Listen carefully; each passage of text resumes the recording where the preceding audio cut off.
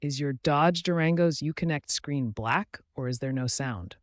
This is a common problem often caused by software glitches or hardware issues. First, try a simple fix. Perform a hard reset by holding down the power and volume buttons for 10 to 15 seconds.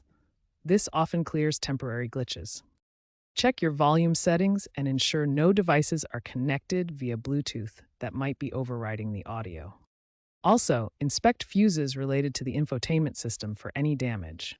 For black screens, ensure all connections are secure. If these quick fixes don't work, it's likely a more complex issue requiring further steps.